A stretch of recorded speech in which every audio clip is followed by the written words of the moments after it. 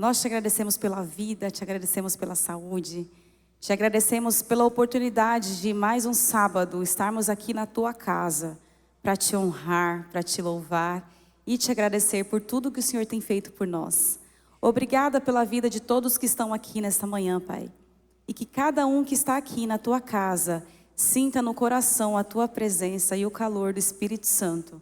Entrego este sábado em tuas mãos, entrego a nossa vida em tuas mãos, entrego todo o programa desse sábado, cada palavra, cada atitude, cada gesto, e que em tudo seja sentido a tua presença. Em nome de Jesus é o que eu te peço, Pai. Amém e amém.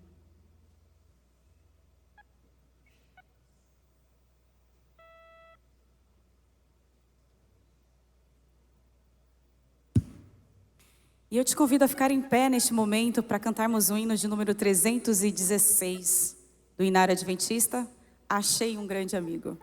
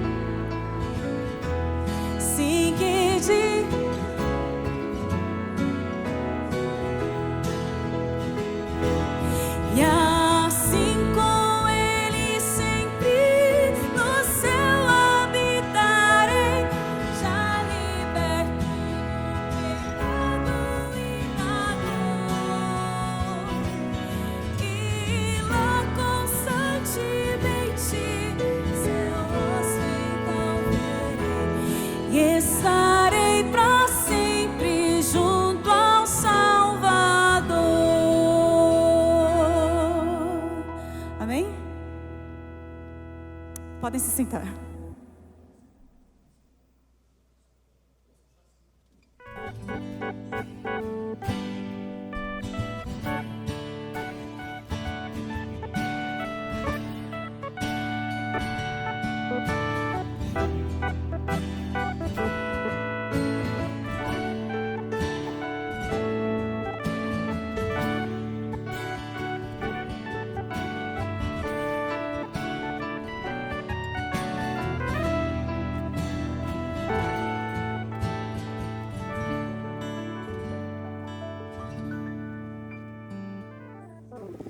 Bom dia, igreja. Bom dia, crianças.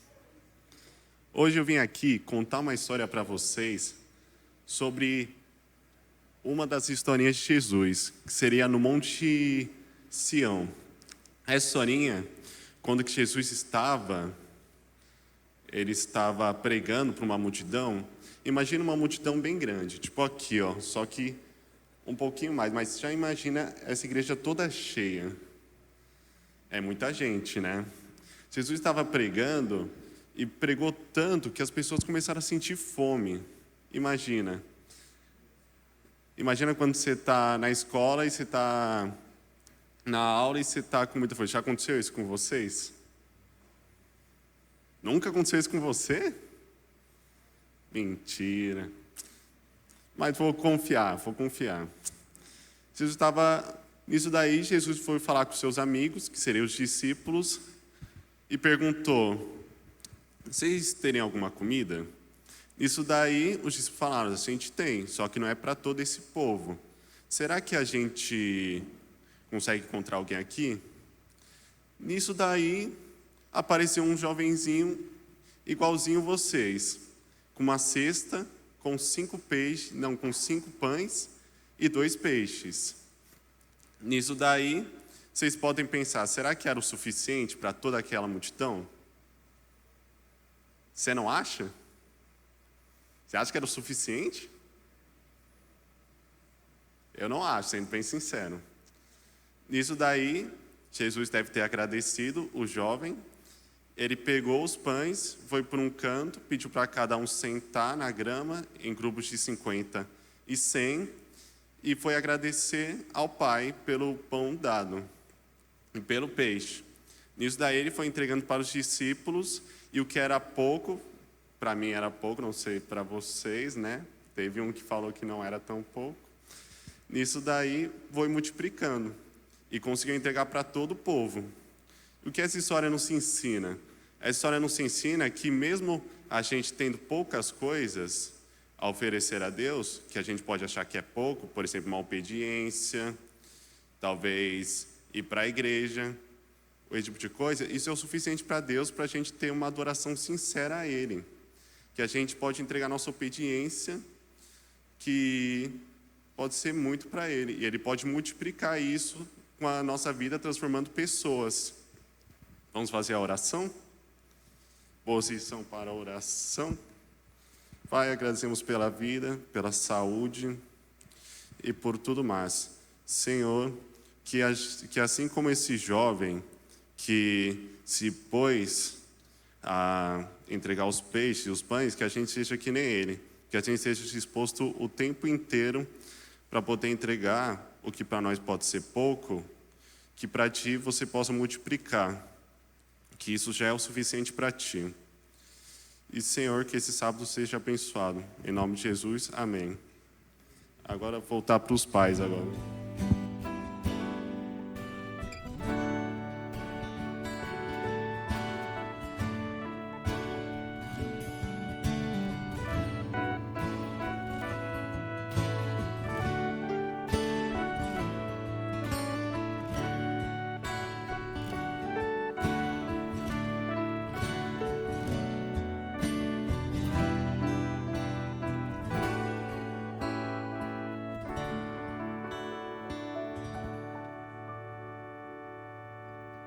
Feliz sábado a todos.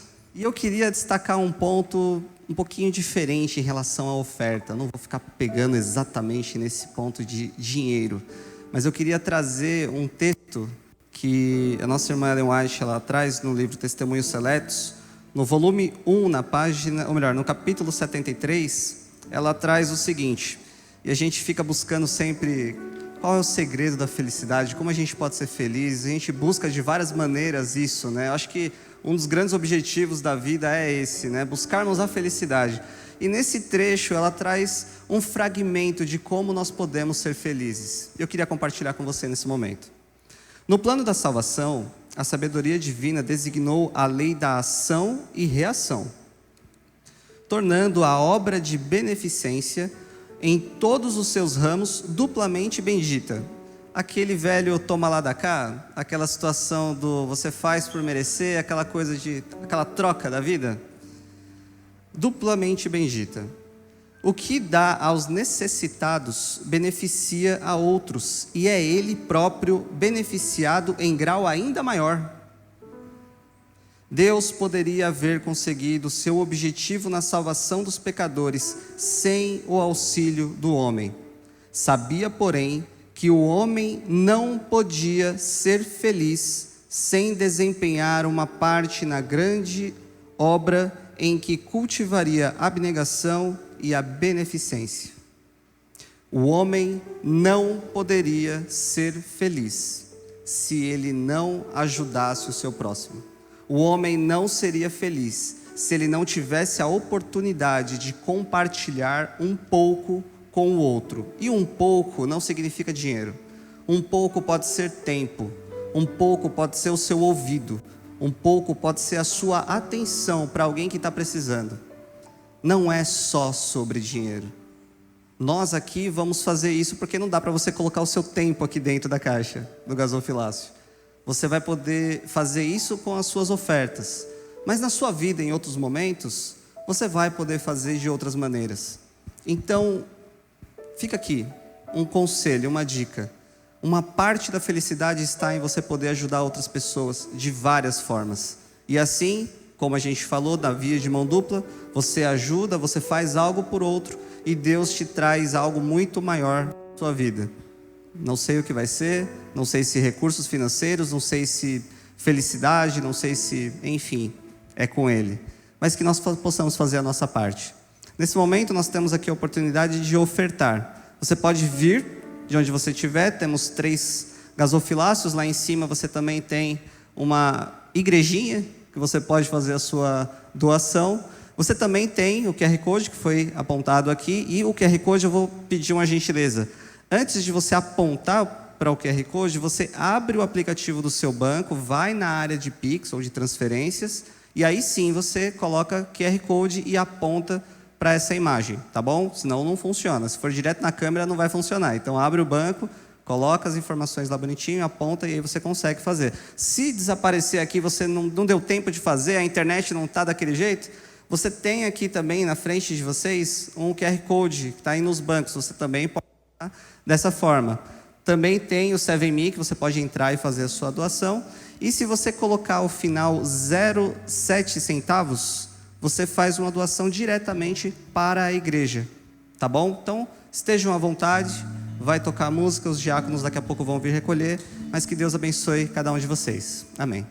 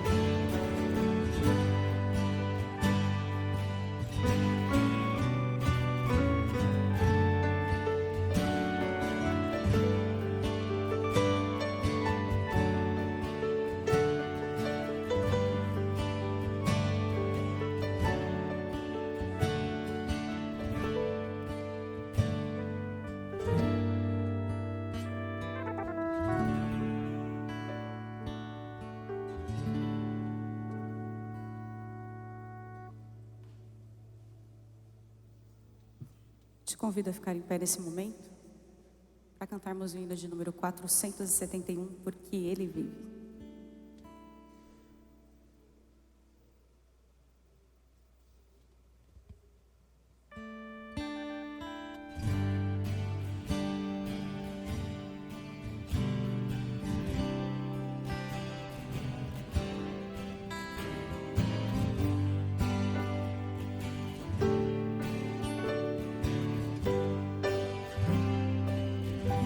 Deus enviou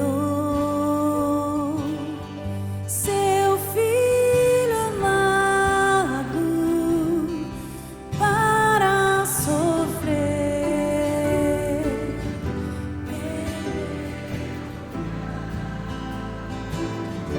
Na cruz morrer,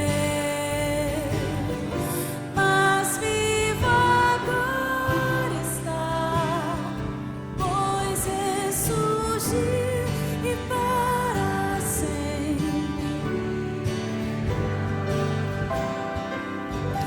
Porque Ele vive, posso crer no amanhã. Porque Ele vive, temor não há. Eu seguiria,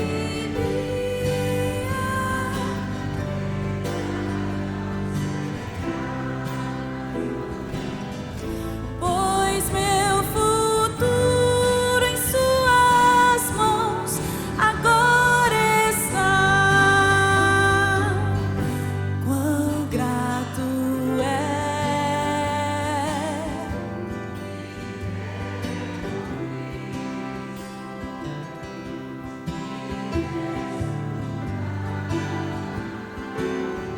Seu doce amor, e certo está de Sua proteção nos dias calmos ou nas horas já aflitas. Porque Ele vive, posso crer no amanhã.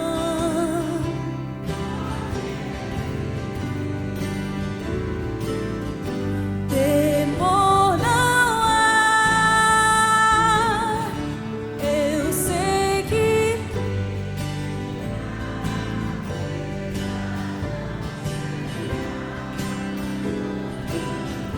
pois meu futuro em Suas mãos.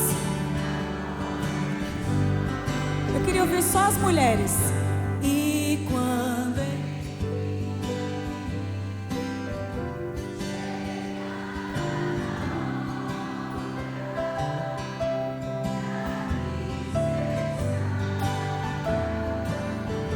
o meu Só os homens?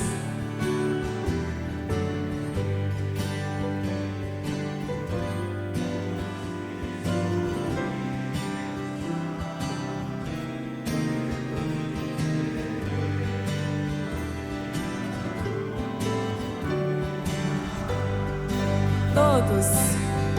Porque Ele vive, posso crer no amanhã.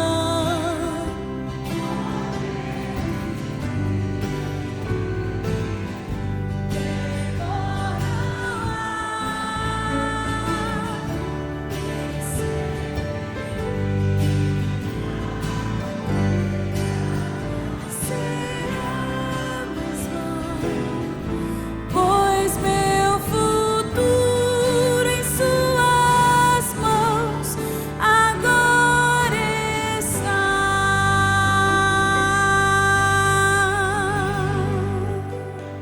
Amém, glória a Deus. Vamos entoar, antes de iniciar o sermão, o hino de número 1, Santo, Santo, Santo.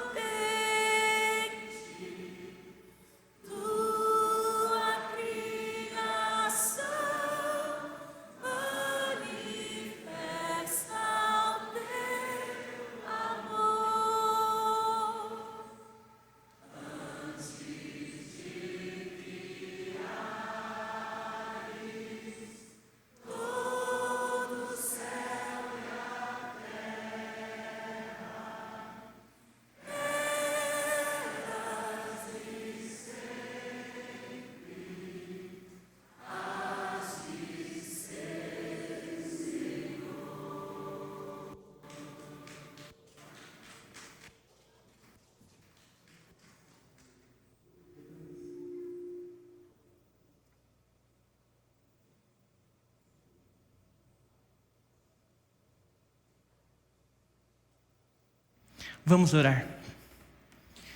Santo, santo, santo é teu nome, Pai, para sempre e para toda a eternidade. Obrigado, Senhor, por mais um sábado. Obrigado pela tua igreja, que cada dia tem entendido seu papel neste mundo, que é pregar o teu evangelho. Nos dê um sábado feliz, que o Espírito Santo habite entre nós e que ele traduza tudo aquilo que for dito nesta manhã. É isso que eu te peço por Jesus. Amém. Pode se sentar? Um feliz sábado. Tudo bem? Estava saindo de casa, vi um sol lá fora, aí estava ali na 23 de maio, vi um tempo ruim. Eu falei, vixe, será que alguém vai querer ir na igreja hoje? Mas é muito bom, quando mesmo na chuva, mesmo nos tempos nublados, Deus nos chama para estar na sua casa. Este é meu último sermão aqui com vocês. Desde já eu quero agradecer por tudo que essa igreja fez por mim. Estava conversando com um amigo meu e ele perguntou, qual o título do seu sermão? Aí eu falei assim, o título do meu sermão é qual minutagem eu vou começar a chorar. Porque provavelmente eu vou chorar, então eu já peço desculpas desde já se eu começar a chorar. Mas eu quero agradecer de verdade vocês, o meu ministério começou aqui, e eu sou muito grato por cada aprendizado que essa igreja me deu. Grato a tudo que vocês fizeram, mas sem delongas vamos ao nosso texto de hoje, porque você veio aqui para ler a Bíblia, a gente vai ler a Bíblia hoje. Abra no seu primeiro texto, como texto base do nosso sermão desta manhã, 1 Coríntios 11, versículo 1. Todos que têm a sua Bíblia, tanto física como digital, podem abrir a sua Bíblia em 1 Coríntios, capítulo 11, versículo 1. Todos acharam? Ele diz assim na minha Bíblia, é um verso curto. Sede meus imitadores, assim como eu sou de Cristo. Certo um dia, eu ouvi uma frase que dizia assim, um servo chegou ao seu mestre e perguntou, mestre, como saberei que eu realmente aprendi com o Senhor? O mestre olhou para ele e disse, quando alguém olhar para você e se lembrar de mim. Essa história nos confronta com o cenário, porque o cristão, ele é chamado a não além de seguir Jesus, para ser como Jesus. A fé que é apenas admirada à distância, ela não transforma. É a fé vivida que nos dá o direito de sermos discípulos de Cristo. Hoje, muitos pregam sobre Jesus Cristo, falam sobre Jesus Cristo e defendem o nome de Cristo. Mas o verdadeiro discipulado não se prova no discurso, e sim na prática. É quando as nossas palavras carregam a graça de Cristo, quando as nossas atitudes refletem o seu amor e quando as nossas reações refletem a sua graça. Eu concluo que ser discípulo de Cristo é permitir que as pessoas vejam Cristo em nós, sem que nós dissermos nenhuma palavra. Nessa manhã, eu vou falar algumas características de como nós podemos ser como Jesus Cristo. Abra sua Bíblia no Evangelho de João, capítulo 13.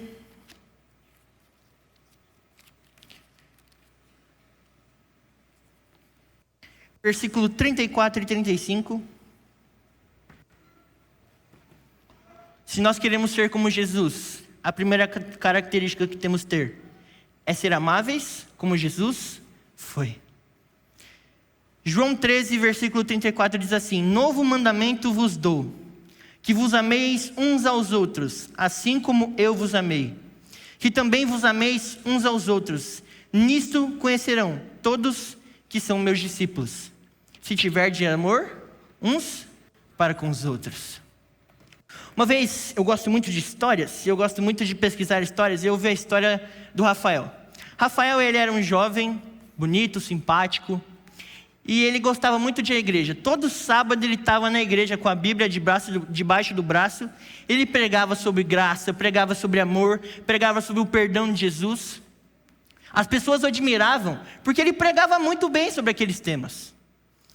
Certo dia, ao sair de casa para um compromisso, ele passou por uma determinada rua, e ele encontrou um homem cabisbaixo, com um olhar cansado, triste, sujo, que estendeu a mão para pedir ajuda. Rafael olhou para aquele homem e falou assim, eu não vou parar, certamente vai ter alguém que vai parar mais tarde para ajudar ele. E ele tentou seguir, tentando se convencer a si mesmo que a sua agenda para o reino impedia de ter atrasos.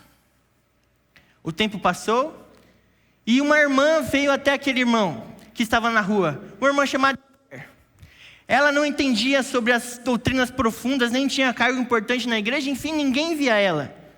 Mas quando ela viu o homem, ela simplesmente o ajudou. Ela deu ali o que ela tinha de comer, ela deu carinho, ela conversou com aquele rapaz, limpou seus ferimentos, e antes de ela ir embora, ela ainda deu o seu casaco, porque aquela época era uma época muito fria. Mais tarde, Rafael estava na igreja, e ele começou a pregar sobre Jesus. Ele pregava com eloquência como Jesus amava as pessoas, e como o perdão de Jesus era restaurador. Só que durante o sermão dele, a cena daquele mendigo veio à cabeça dele, e ele começou a... Ele entendeu que ele sabia muitas palavras de Jesus Cristo, mas ele havia falhado em amar como Jesus amou. Essa história nos ensina que amar como Jesus amou não é sentir compaixão à distância, mas permitir que o amor nos custe tempo, conforto e orgulho. É um amor que se inclina, que se doa e que se transforma tanto quem recebe, mas tanto aquele que pratica esse amor. Afinal, queridos, o mundo não conhecerá Cristo pela forma de como falamos do seu amor, mas pelo quanto vivermos o amor que nós recebemos dele.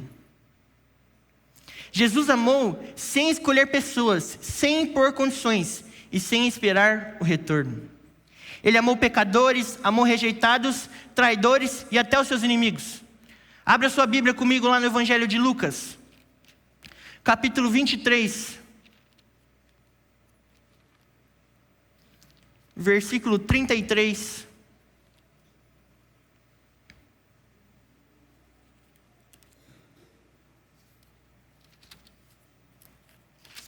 Lucas capítulo 23, versículo 33 e 34 diz assim: Quando chegaram ao lugar do Calvário, ali o crucificaram, bem como aos malfeitores, um à direita, outro à esquerda. Contudo, Jesus dizia: Pai, perdoa-lhes, porque não sabem o que fazem. Então, repartindo as vestes dele, lançaram sortes. Quando a gente fala sobre o amor de Cristo, não há exemplo mais poderoso do que a cruz de Jesus Cristo. Na cruz, Jesus não está cercado de amigos, mas sim de zombadores. Não recebe gratidão, ele recebe insultos. Ele não encontra arrependimento imediato, mas ele encontra ódio e indiferença. Os seus braços estão abertos, não em um gesto de acolhimento simbólico, mas pregados em uma madeira. Seu corpo sangra, sua alma sofre, e ainda assim, de sua boca não saem palavras de ódio e de vingança. O que Jesus diz? Pai, perdoa-lhes, porque eles não sabem aquilo que fazem. Esse amor não é um amor emocional, é uma decisão. Jesus, ele não perdoa eles porque ele sente vontade, ele perdoa porque Jesus é amor. Ele ama quando tudo dentro do ser humano pediria por vingança. Na cruz, Jesus ensina que amar não é reagir como o mundo reage. Amar não é devolver na mesma moeda. E Jesus ensina que amar é escolher a graça, mesmo quando o preço é alto. Queridos, a cruz nos confronta, porque revela que o verdadeiro amor não foge da dor, mas atravessa a dor para salvar o outro. Querida igreja, se nós queremos ser como Jesus, precisamos amar quando não somos compreendidos. Precisamos perdoar quando não somos valorizados e continuar obedientes, mesmo quando o nosso caminho passa pela cruz. Ninguém tem maior amor do que este, de dar a vida a alguém, a sua vida pelos seus amigos. Jesus não foi para a cruz porque Judas o traiu. Jesus não foi para a cruz pela inveja dos sacerdotes. Jesus não foi para a cruz pela covardia de Pôncio Pilatos. Jesus foi para a cruz pelos meus e os seus pecados. Isso aconteceu, só foi cumprido para que cumprisse a Escritura. Mas Cristo tomou os nossos pecados sobre si. Ninguém tem maior amor do que este, de dar a alguém a sua vida pelos seus amigos. Amar como Jesus é amar quando não somos amados. E amar mesmo quando dói. E amar além das palavras.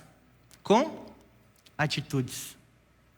O mundo não conhecerá Cristo pelo nosso discurso, mas pela forma de como o amamos. Se nós queremos ser como Jesus, precisamos aprender a perdoar como Jesus perdoou. Havia uma mulher chamada Helena. Helena era uma mulher da igreja, ela é fervorosa também, ela ia à igreja todos os sábados, ela sempre cantava, ela participava de muitos ministérios na igreja. Mas ela carregava dentro dela uma dor que ela não aguentava mais carregar aquela dor. Porque anos atrás, o irmão dela havia traído ela, pegado tudo aquilo que era de direito dela e muito pior, rompido a confiança que havia entre eles. Ela cantava, pregava, mas quando o nome do seu irmão era citado, algo dentro dela se quebrava e ela se fechava. Certo dia ela descobriu que o irmão dela estava muito doente, quase à beira da morte. E aí ela pensou em visitá-lo, mas ela falou assim: Jesus, eles não sabem quanto me feriram, não sabem quanto eu carrego mágoa dentro de mim. Mas o que ela esquecia é que Jesus mesmo sabe o que é ser traído, sabe o que é ser rejeitado e injustamente ferido. Certo dia ela foi a um culto simples. O pregador leu as seguintes palavras: perdoai e sereis perdoados. Helena sentiu o peso daquelas palavras. Tão peso sentiu que ela decidiu então visitar seu irmão. Chegando lá, o irmão dela disse assim: eu sei que não mereço, mas eu carrego dentro de mim um arrependimento que tem me consumido. O que eu fiz com você é o meu maior peso. Naquele momento, Helena permaneceu em silêncio. Dentro dela haviam duas vozes gritando: a da graça divina e da justiça humana. Com lágrimas nos olhos, ela segurou a mão do irmão e disse as seguintes palavras: o que você fez me machucou profundamente, mas eu escolho te perdoar. Não foi um momento mágico. Nenhuma dor desapareceu instantaneamente. Mas ela entendeu que o perdão de Deus havia sido dado para nós. Não porque nós merecíamos, porque nós não merecemos o perdão de Deus. Mas porque sem Ele, nós estaríamos perdidos. Ao sair daquele quarto, Helena entendeu que perdoar como Jesus perdoou não é esquecer o passado, nem negar a fé, mas decidir não viver mais prisioneiro dela. Jesus nos perdoou quando nós éramos culpados, nos alcançou ainda que estávamos longe, e nos amou quando não merecíamos. Perdoar como Ele perdoou é permitir que a graça de Deus, que nos salvou, também cure. Quando olhamos para a cruz, não vemos apenas um ato de sacrifício. Vemos a maior aula de perdão da história da humanidade. Jesus não está porque Ele queria porque permitir que a graça que nos salvou também alcançasse aqueles que estão ao nosso redor. É o lugar e suas mãos pela rejeição, pela traição e pela...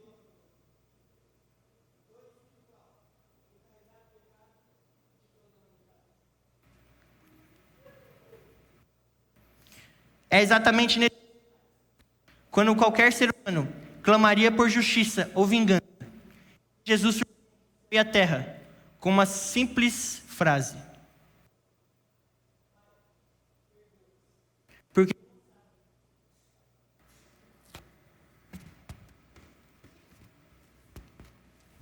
Ele surpreende o céu e a terra. Ele surpreende o céu e a terra com a seguinte frase: Pai, perdoa-lhes, porque eles não sabem aquilo que fazem. Observe, Jesus não pede para o Pai que os castigue. Jesus não pede para o Pai que o julgue. Jesus, ele também não se defende. Ele intercede por quem está ferindo. Aqui nós aprendemos que o perdão de Jesus não depende de arrependimento prévio, não espera a mudança do outro, e não é reação emocional, mas decisão espiritual. Ele perdoa antes que alguém diga perdão. Ele perdoa durante a dor, não depois que ela passa. E ele perdoa para liberar a salvação, não para provar um ponto. Na cruz, Jesus nos ensina que o perdão verdadeiro não ignora a justiça, mas escolhe não ser governado por ela. O perdão não nega a ferida, mas impede que a ferida governe o coração. Igreja, perdoar como Jesus perdoou é escolher a graça, quando tudo dentro de nós pede vingança.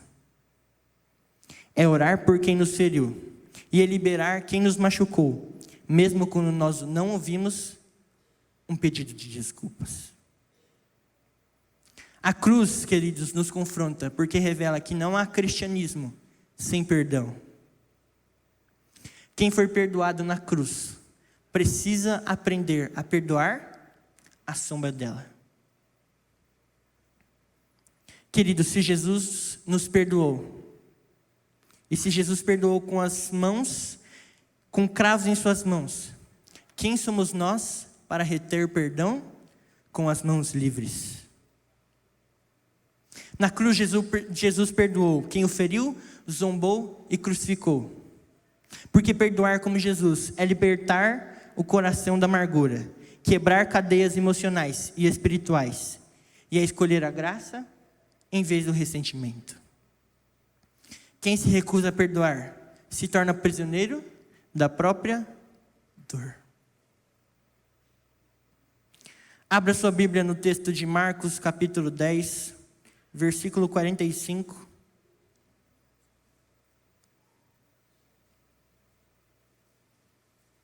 Marcos, capítulo 10, versículo 45. Se nós queremos ser como Jesus, nós precisamos aprender a servir como Jesus serviu.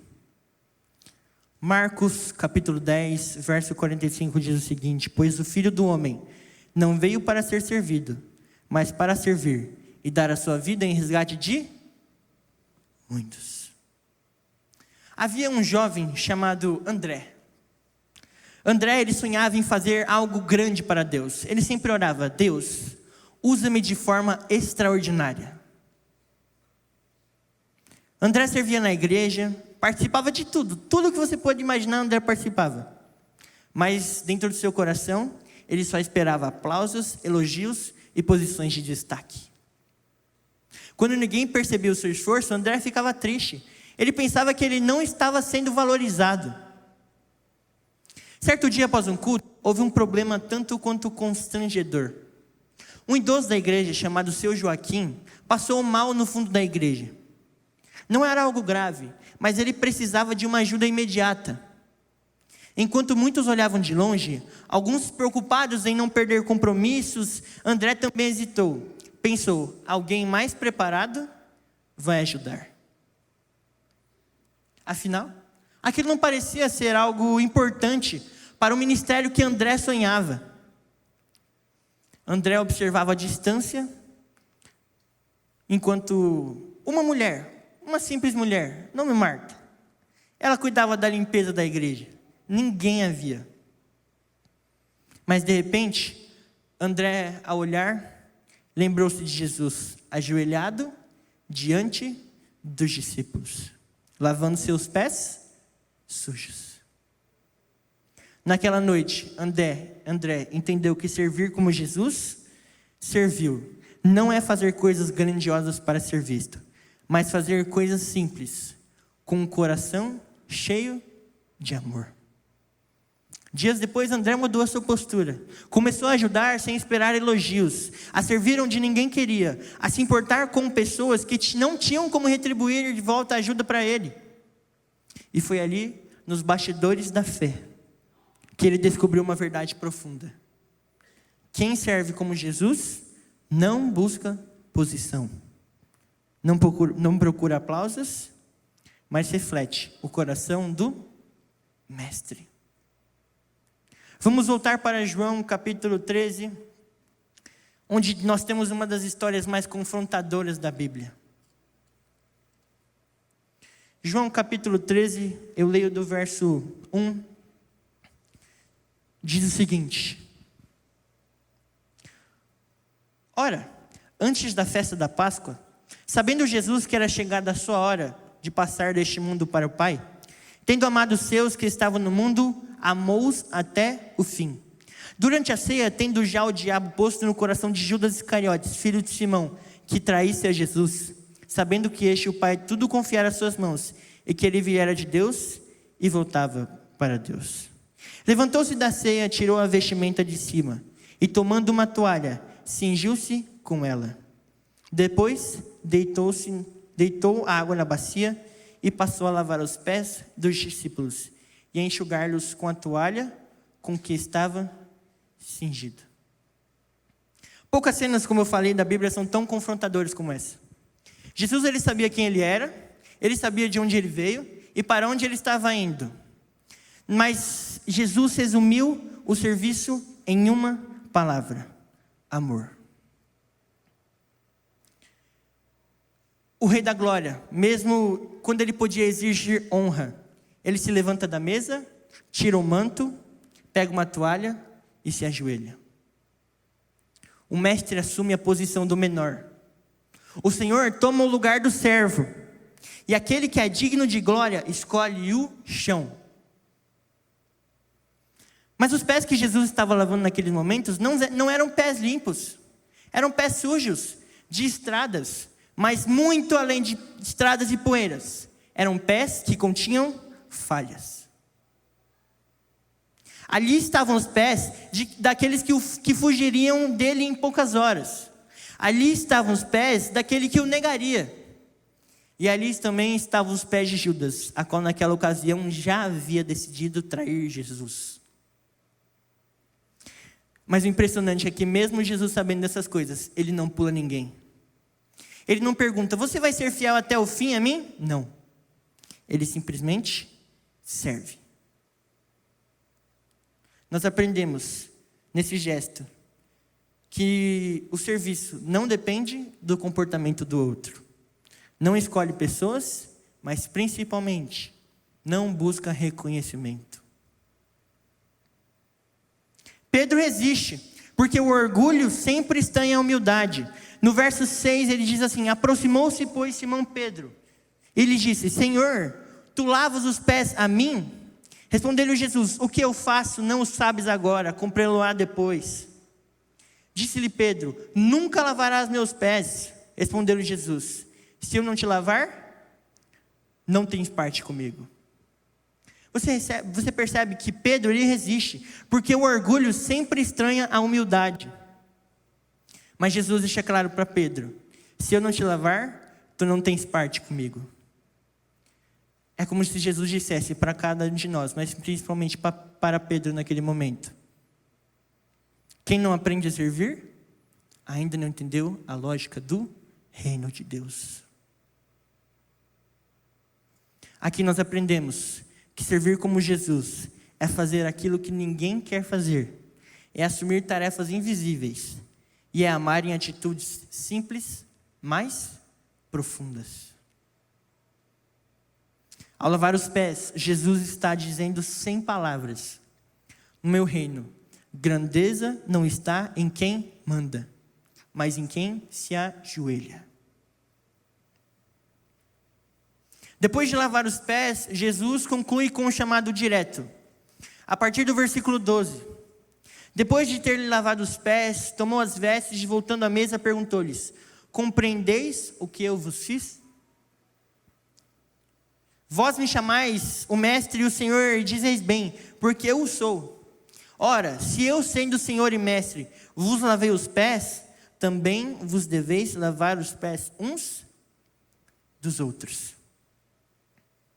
Porque eu vos dei o exemplo, para que como eu vos fiz, façais vós também. Eu vos dei o exemplo, para que como eu vos fiz, façais vós também. Querido, servir como Jesus serviu é deixar a toalha falar mais alto que o título. Servir como Jesus serviu é servir até quem talvez nunca reconheça. E é entender que o reino de Deus avança quando nós aprendemos a nos ajoelhar. Jesus não apenas ensinou sobre o serviço, ele viveu o serviço. E quem quer ser como ele precisa aprender a pegar a toalha antes de buscar o lugar de destaque. Jesus, sendo o Senhor, lavou os pés dos discípulos. Ele nos ensinou que grandeza no reino é servir. Servir como Jesus é não buscar reconhecimento pelo aquilo que eu faço. É ajudar mesmo quando ninguém está nos vendo. E é colocar o outro acima de si mesmo. No reino de Deus, queridos, quem se abaixa é exaltado. Abra sua Bíblia comigo no Evangelho de Mateus, capítulo 9, versículo 36.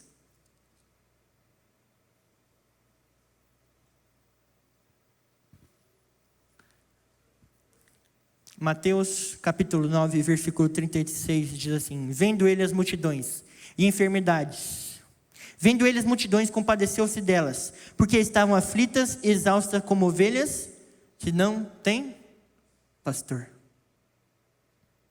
Havia uma pequena cidade chamada de Vale Seco, onde todos se conheciam, mas poucos realmente se importavam uns com os outros. As pessoas viviam apressadas, cada uma cuidando da sua própria vida, negócios, e as pessoas não conversavam entre si, elas se conheciam, mas elas estavam tão apressadas com as coisas da vida que elas não paravam para conversar.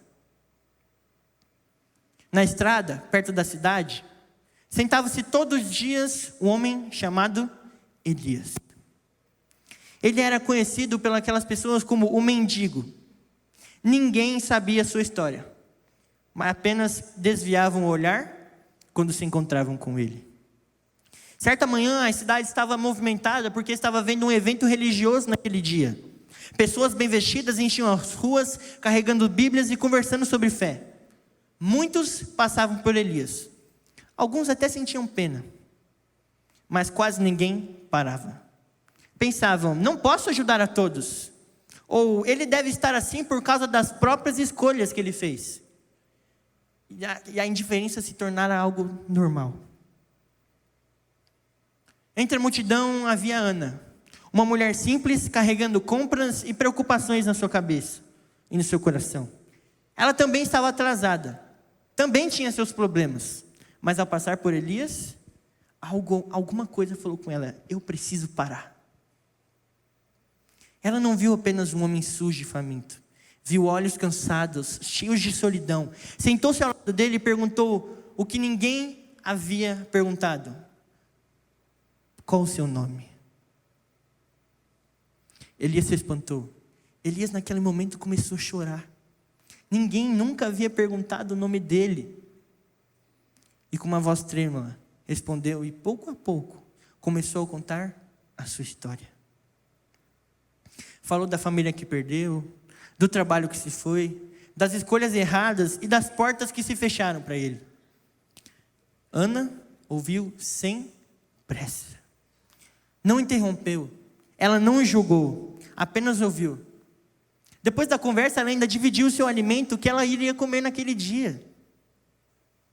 E ela prometeu voltar. Enquanto caminhava, Ana se lembrou de Jesus. Ele parava no meio da multidão por causa de um cego. Tocava leprosos rejeitados e se compadecia de pessoas que ninguém mais via. A compaixão de Jesus não é apenas sentir pena, é se aproximar, tocar, ouvir e, mais do que isso, agir. No dia seguinte, Ana voltou. Trouxe comida, trouxe roupas e, mais do que isso, trouxe dignidade novamente para aquele homem. Com o tempo, Elias começou a se reerguer. Não apenas porque recebeu ajuda material, mas porque alguém decidiu enxergá-lo como gente. Essa história nos ensina que ter compaixão, como Jesus teve, é ir além do sentimento passageiro. É parar quando todo mundo corre, é enxergar aquilo que todos ignoram, é tocar quando todos evitam. Jesus não teve compaixão de longe, ele se aproximou, sentiu a dor do outro e mais do que isso, ele agiu na vida do outro. Quando escolhemos viver assim, queridos, nos tornamos instrumentos vivos da graça de Deus e do amor que um dia também nos alcançou. Abra sua Bíblia em Mateus 14:14.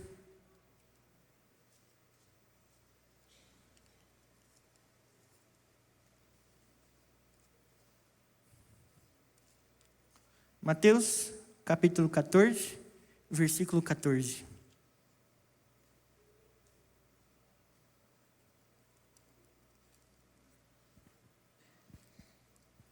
Desembarcando, viu Jesus uma grande multidão, compadeceu-se dela e curou os seus enfermos.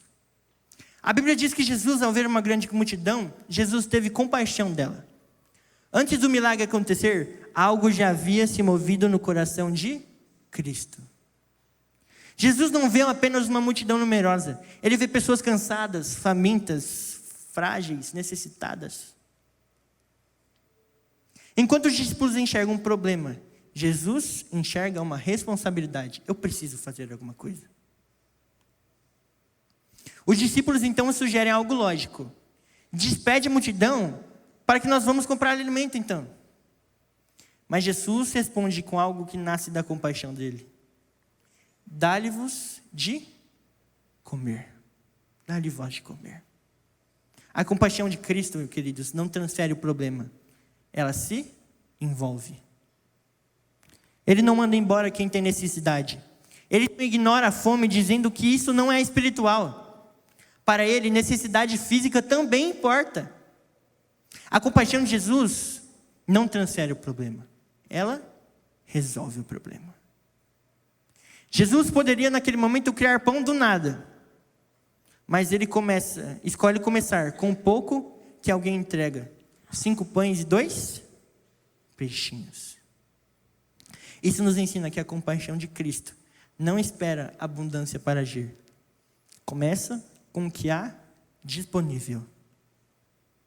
Antes de multiplicar, Jesus mandou o povo sentar, organizou a multidão e agradeceu o alimento. O milagre, ele nasce de um ambiente de cuidado, ordem e gratidão. E todos comem até se fartar. Aqui aprendemos que a compaixão de Jesus Cristo vê a necessidade antes que alguém peça. Não manda embora quem está carente. Transforma o pouco em suficiente. E age de forma prática e concreta.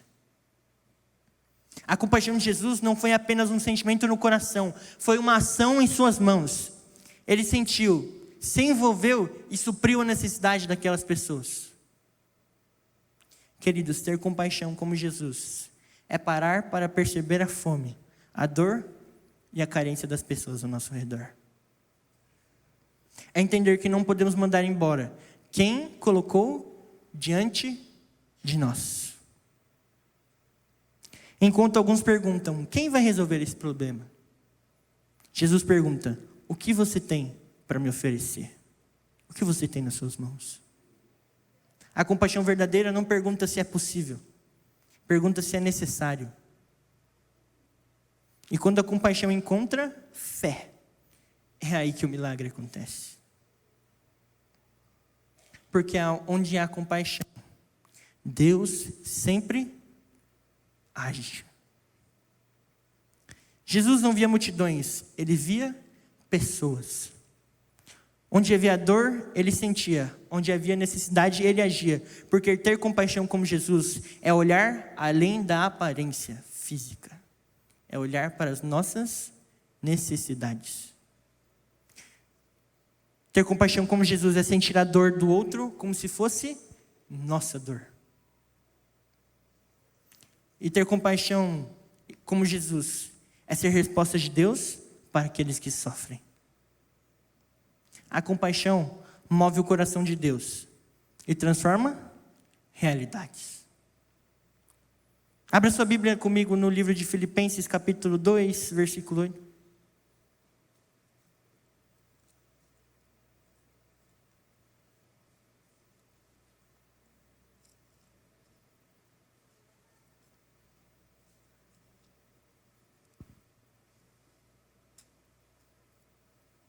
Filipenses, capítulo 2,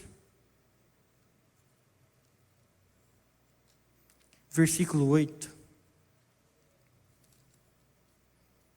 Diz assim: a si mesmo se humilhou, tornando-se obediente até a morte, e morte de cruz. Se nós queremos ser como Jesus, nós precisamos aprender a obedecer como ele obedeceu. Havia um homem chamado Lucas. Ele era conhecido também pela sua fé sincera. Ele pregava também sobre o Evangelho de Cristo, como Cristo amava as pessoas e como o perdão dele era restaurador. Mas assim ele, como Helena, ele guardava uma ferida dentro de seu coração. Havia rompido uma amizade anos antes com um amigo que ele mais gostava, era seu melhor amigo.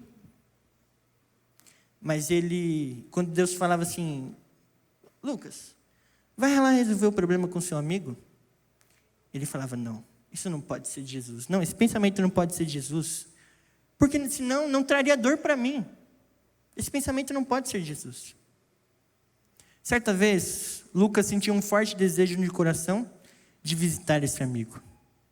A relação que eles tinham tido devia terminado em mágoa. E só de pensar naquele encontro, Lucas apertava o seu peito.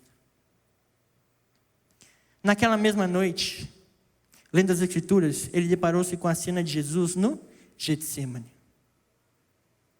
Ali, o Filho de Deus, tomado por angústia, orava: Pai, se possível, passa de mim esse cálice. Contudo, não seja como eu quero, mas como tu queres. Lucas, ele ficou em silêncio. Pela primeira vez, percebeu que a obediência de Jesus não havia sido fácil, confortável ou lógica aos olhos humanos.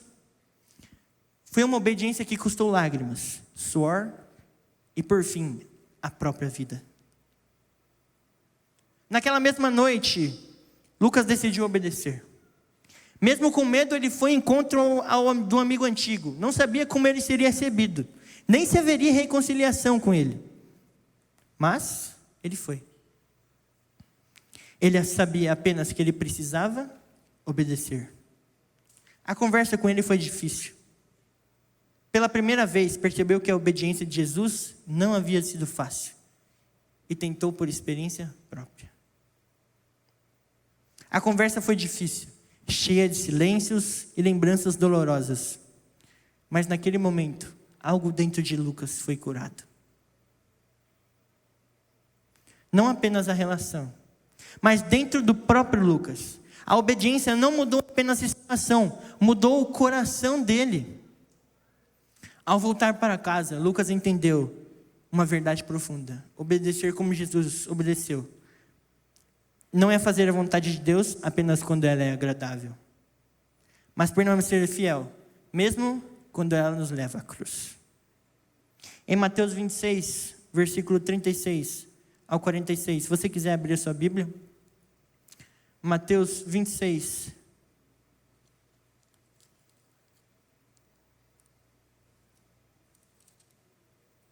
versículo 36 ao 46. Diz assim na minha Bíblia: em seguida, foi Jesus com eles a um lugar chamado Getsemane, e disse aos seus discípulos: assentai-vos aqui, enquanto eu vou ali orar. E levando consigo a Pedro e a 2 filhos de Zebedeu, começou a entristecer-se e a angustiar-se. Então lhe disse: a minha alma está profundamente triste, até a morte. Ficai aqui e vigiai. Adiantando-se um pouco, prostrou-se sobre o rosto, orando e dizendo: meu pai, se possível, passa de mim esse cálice. Todavia não seja como eu quero, mas assim como tu queres. E voltando para os discípulos, achou-os dormindo. E disse a Pedro: então, nenhuma hora podeis vigiar comigo? Vigiai e orai, para que não os entreis em tentação. O espírito, na verdade, está pronto, mas a carne é fraca. Tornando-se a retirar-se, orou de novo, dizendo: meu pai, se não é possível passar de mim esse cálice sem que eu o beba, faça-se a tua vontade. E voltando, achou-os outra vez dormindo, porque os seus olhos estavam pesados. Deixando-os novamente, foi orar pela terceira vez, repetindo as mesmas palavras. Então voltou para os discípulos e lhes disse: ainda dormis e repousais? Eis que é chegada a hora, e o Filho do Homem está sendo entregue nas mãos de pecadores. Levantai-vos, vamos. Eis que o traidor se aproxima. O Getsemane não é apenas um lugar, não é apenas um jardim. É um lugar onde vontades entram em confronto. Ali, Jesus não enfrenta soldados, não carrega cruz. Ele ainda não sente os cravos, mas enfrenta algo muito mais profundo. A luta entre o querer humano e a vontade do Pai. A Bíblia diz que Jesus está angustiado até a morte. Ele sua como gotas de sangue. Ele sente o peso da cruz, mesmo sem ela estar ainda sobre os seus ombros. Aqui aprendemos algo essencial sobre Jesus. Jesus não finge que não dói. Ele não espiritualiza a dor. Ele não reprime o sofrimento. Ele ora: Pai, se possível, passa de mim esse cálice. Isso nos mostra que obediência não é ausência de vontade própria. Jesus tinha vontade. Jesus sentia medo. Jesus sentia dor. Mas a grandeza de Cristo, meu irmão, não está em sentir, mas está em não deixar o sentimento governar a decisão. Logo em seguida, ele declara a frase que define o verdadeiro discipulado. Todavia, não seja como eu quero, mas como tu queres. Nesse momento, Jesus ensina que obediência não é fazer o que é fácil. Obediência não é fazer aquilo que agrada. Obediência é fazer o que Deus quer, mesmo quando custa. O Getsemane revela que a obediência verdadeira ocorre antes da cruz. Isso nos ensina que há batalhas espirituais que ninguém pode lutar por nós. A obediência é uma decisão espiritual. Jesus se levanta do chão diferente de como ele havia entrado no jardim. Isso nos ensina que há batalhas espirituais que ninguém pode lutar, porque ele chega no jardim e percebe os discípulos dormindo e fala: vocês estão dormindo? Por que vocês estão dormindo? Acordem, para que não caís em tentação, permaneçam em oração para que vocês não caiam em tentação. O Getsemane não tirou a dor, mas fortaleceu a obediência de Jesus. Quando os soldados chegam, Jesus não sai correndo, ele não foge. Ele não discute, ele não resiste. Porque quem já venceu no secreto não precisa lutar em público. Obedecer como Jesus é orar até que a nossa vontade se alinhe com a vontade de Deus. É dizer sim quando nós queremos dizer não. É confiar no Pai mesmo quando o caminho passa pela cruz. Queridos, talvez Deus não esteja pedindo algo fácil para você, mas algo necessário. E assim como Jesus, precisamos aprender a dizer: Pai, não do meu jeito, não no meu tempo, não da minha forma, mas da tua vontade. Obedecer como Jesus é confiar mesmo sem entender, é permanecer fiel em tempos difíceis e é dizer: seja feita a tua vontade, não a minha. Eu concluo que ser como Jesus é ser exemplo como ele foi. Ser como Jesus é, antes de tudo, viver o modo que a nossa vida fale mais alto do que as nossas palavras. Jesus não apenas ensinou sobre amor, perdão, serviço, obediência e santidade. Ele encarnou cada uma dessas suas virtudes no seu cotidiano. Seu maior sermão não foi pronunciado em montes, dentro de sinagogas, mas revelado em atitudes simples, firmes e coerentes da parte de Jesus. Ser exemplo como Jesus é ser exemplo quando ninguém está aplaudindo, é amar quando é mais fácil julgar, perdoar quando a dor ainda é recente, servir quando o orgulho pede reconhecimento. Jesus tocou os intocáveis, ouviu os desprezados, sentou-se à mesa com pecadores e permaneceu fiel ao Pai, mesmo quando isso lhe custou a própria vida. Ele se mostrou que o verdadeiro testemunho nasce da coerência entre o que se crê e o que se vive.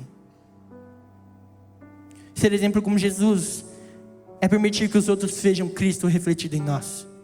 Não se trata de perfeição humana, porque nós nunca vamos conseguir isso, mas de disposição diária para obedecer, de um coração sensível à vontade de Deus e de uma fé que se manifesta em ações. Quando escolhemos agir como Jesus agiu, o Evangelho deixa de ser uma mensagem falada e se torna uma mensagem vida nas nossas vidas. Você já imaginou Jesus jogando a cruz no chão e falando assim: eu cansei, já chega. Se vocês não mudaram até agora, vocês nunca vão mudar. O que eu fiz não foi nada além de bondade. Vocês quebraram a minha confiança e o meu coração. E mesmo que vocês tentem, eu sei que não vão pedir perdão. Eu cansei, já chega. Não quero mais. Todos que estão aqui já se sentiram assim? Falaram assim para alguém? E nós não conseguimos nem imaginar Jesus fazendo isso. A razão dele ser assim é porque ele quer deixar um exemplo para cada um de nós.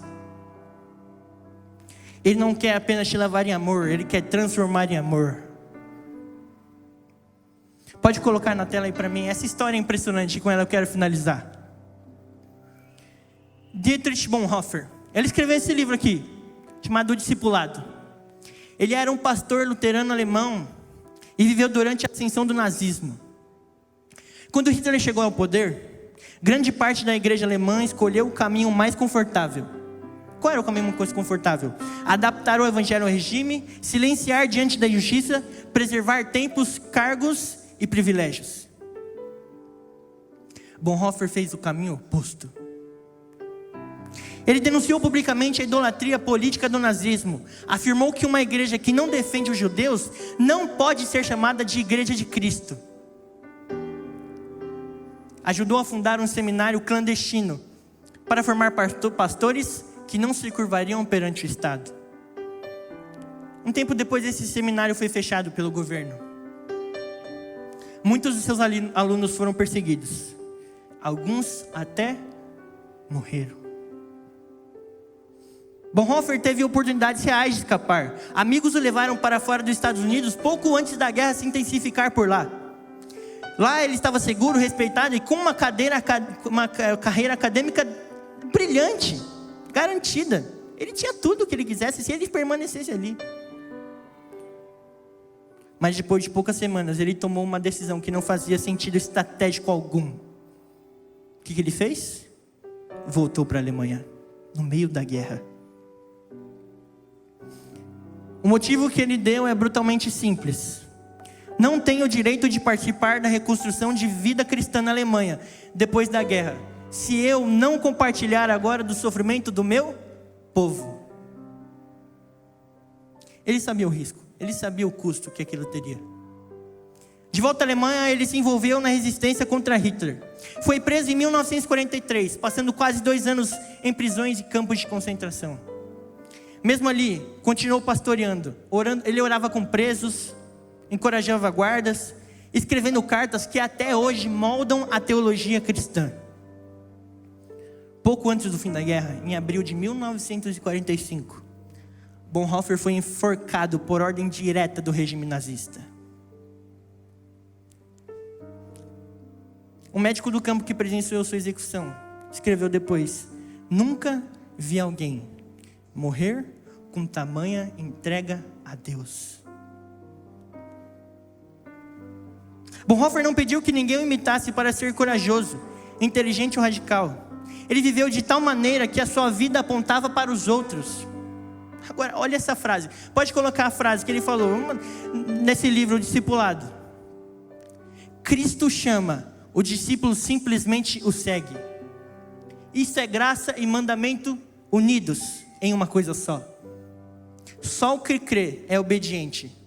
Só obediente aqui, crê. Isso nos ensina que fé e obediência são inseparáveis. Seguir a Cristo é responder com graça como obediência, pois quem verdadeiramente obedece e quem demonstra que obedece, crê. Se Paulo estivesse diante da vida de Bonhoeffer, 1 Coríntios 11:1, não soaria como arrogância, mas sim como uma consequência natural. Sede meus imitadores, assim como eu sou de Cristo. A história de Dietrich Bonhoeffer não é apenas sobre um homem corajoso. É sobre alguém que decidiu levar a vida de Jesus a sério. Escolheu levar Jesus a sério. Ele entendeu que seguir o caminho de Cristo não é admirar de longe, mas caminhar nos mesmos espaços quando o caminho leva à cruz. Ser como Jesus para o Bonhoeffer não foi um ideal teórico, foi uma decisão diária que ele tomou. Ele entendeu que a fé verdadeira se revela quando nós escolhemos o caráter de Cristo acima do nosso conforto, da nossa reputação e por fim da nossa própria vida.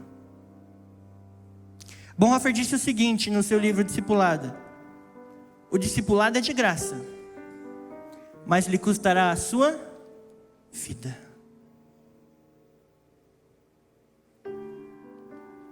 Cristo continua dizendo hoje a simples palavra: segue-me.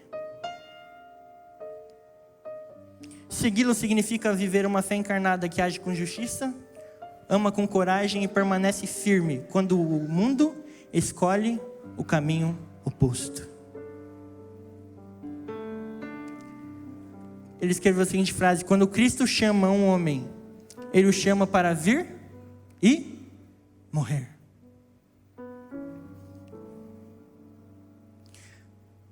Quando nós escolhemos ser como Jesus, mesmo que o mundo nos rejeite, o céu nos reconhece.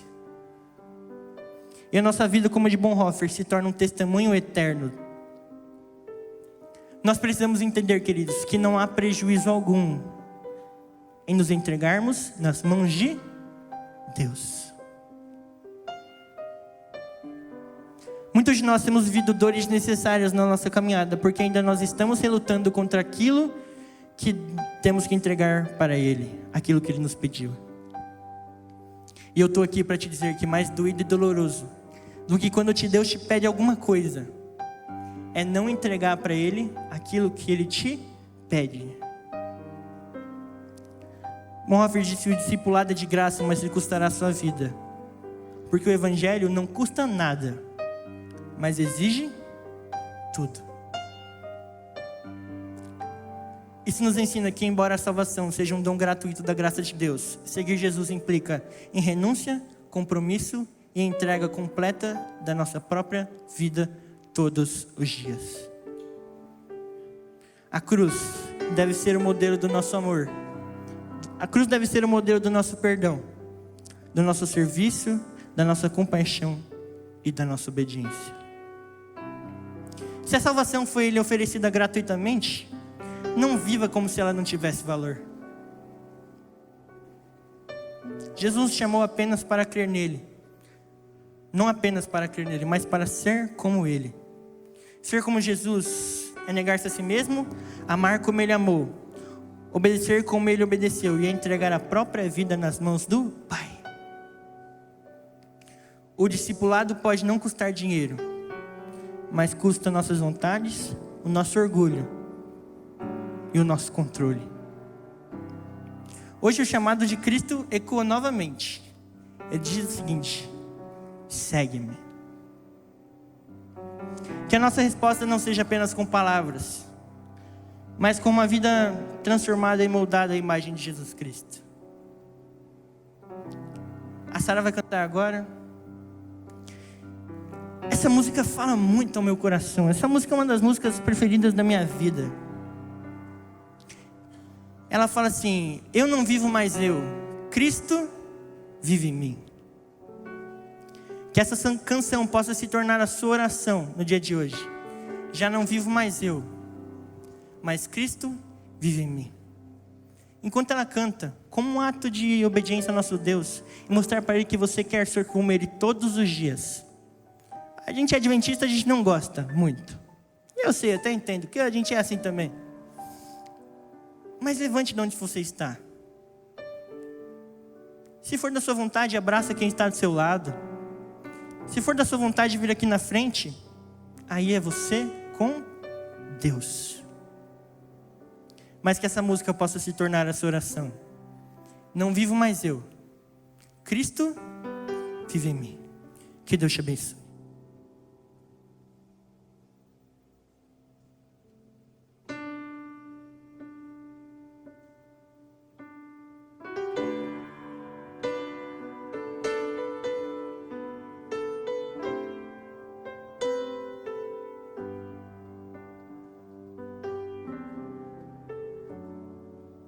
Eu vivi tão longe de Jesus, desprezei esta luz que um dia recebi. O Senhor de mim teve compaixão, foi o seu amor que inundou meu ser e uma nova vida começou. Você pode ficar em pé? Eu não sou mais eu, Cristo vive em mim. Eu não sou.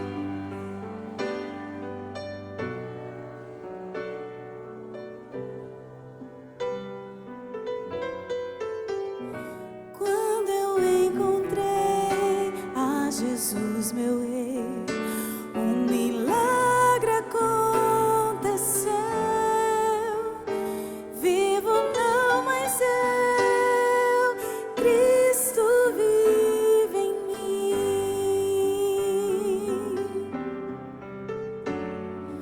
Do meu Deus, completamente sou. Me escondi em sua graça e seu querer. Hoje sei quem sou e também quem fui.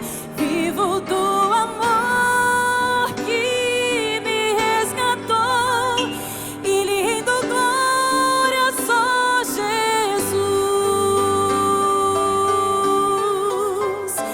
Eu não sou mais eu, Cristo vive em mim.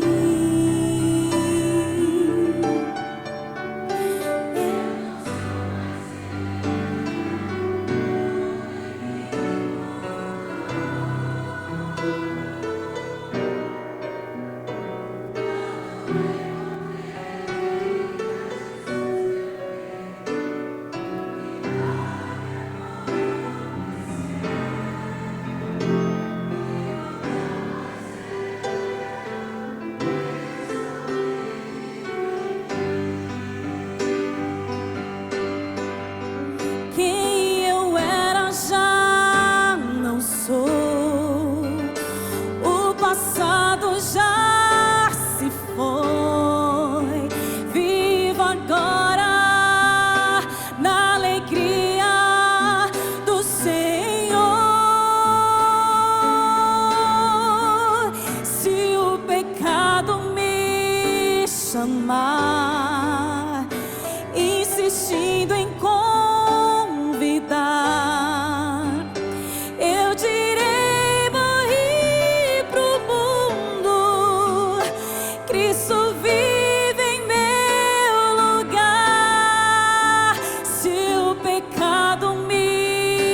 chamar, insistindo em convidar. Eu direi, morri pro mundo, Cristo vive em meu lugar. Eu não sou mais eu não sou mais eu não sou mais não sou.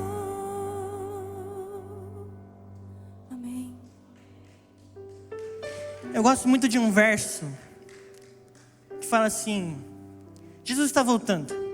E quando ele diz voltar, eu espero que ele diga para cada um de nós: muito bom, servo bom e fiel. Foste fiel no pouco, sobre o muito eu te colocarei. Entra agora no gozo do teu Senhor. Vamos orar. Querido Pai, obrigado, Senhor. Obrigado porque na Tua palavra nós entendemos que precisamos ser o exemplo como Tu foste. O Senhor amou pecadores, perdoou aqueles que não mereciam. E nós entendemos que o Teu perdão não foi dado porque nós merecíamos, Senhor, porque nós não merecemos, mas porque sem Ele nós estaríamos perdidos. Obrigado, Senhor, por mais um sábado.